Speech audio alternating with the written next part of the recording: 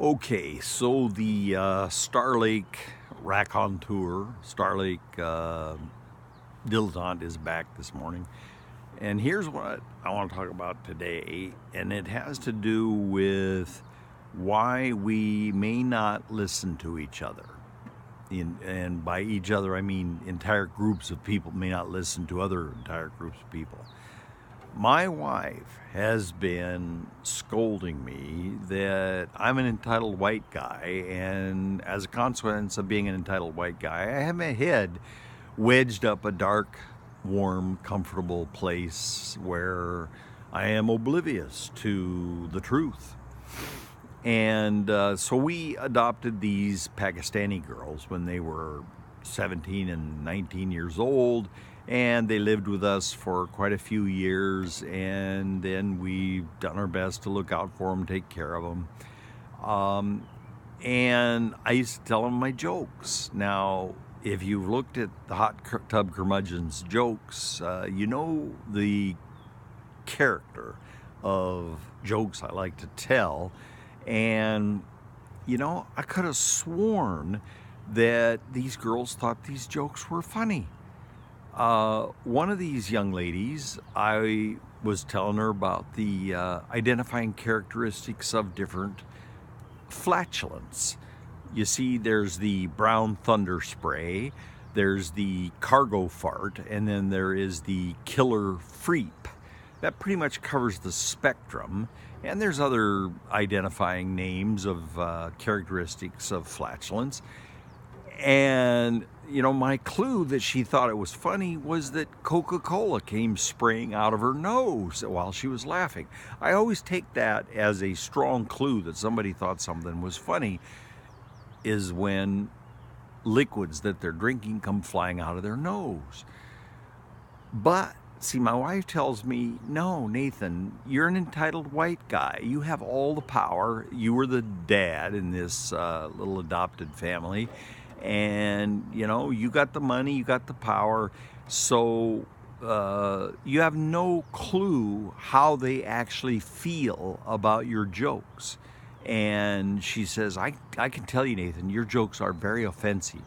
Well, I have no doubt that my jokes are offensive to my wife. But, you know, when Coca-Cola comes flying out of her nose, I really thought that she thought the joke was funny. What the hell? Okay, but, you know, I get the point. Yeah, sitting at a courthouse in Kennewick, Washington, before Law and Motion Day, you got a bunch of lawyers sitting around drinking coffee in the clerk's administrator's office, and the judge is sitting there, and so the judge will tell a joke, and it's totally lame, but God, everybody just laughs. And, you know, my wife was the manager of a 7-state region, 300 electrical engineers and technicians working for her, and when she told a joke, oh God, everybody just thought it was so damn funny. And so the thing is, when you are a powerful person, you don't know if your jokes are funny. And you don't know if people think you are really wise. Oh well, now, but here's the fallout of that.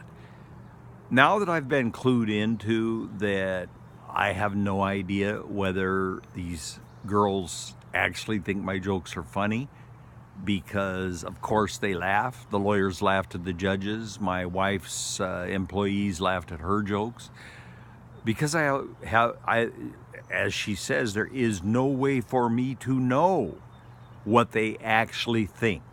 The fallout of that is, I feel that I'm speaking into a sea of deception, masking, hiding, and I lose interest in speaking into that. So I've lost interest. I no longer tell jokes to those girls.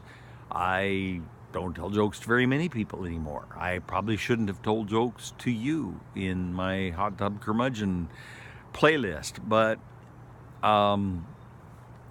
so the result is that I now have this sort of disdain for even speaking to people who consider me to be an entitled white guy, that they have an obligation to laugh at my jokes. Screw that. I don't want to talk to somebody who's got an obligation to laugh at my jokes.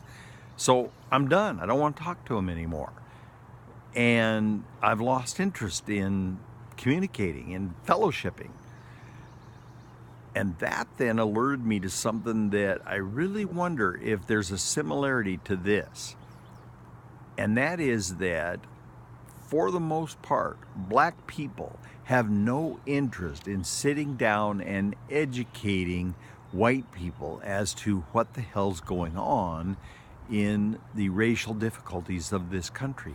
Because, well, somebody put it, you know, when we get together, white people learn and black people burn, because there's just so much anger.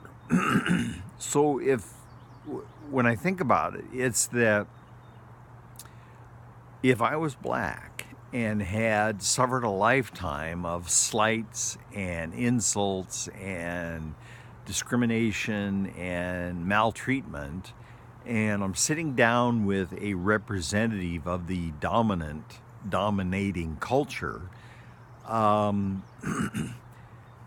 you know, what the hell is the listening to my speaking?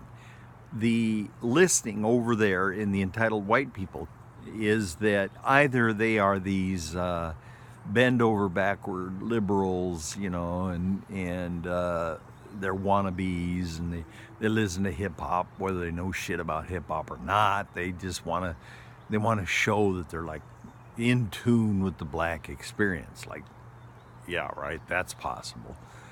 Or they are closeted bigots, and so here's the black person trying to describe their life experience, and it ain't landing, but you know, they're just talking into a vapid smile.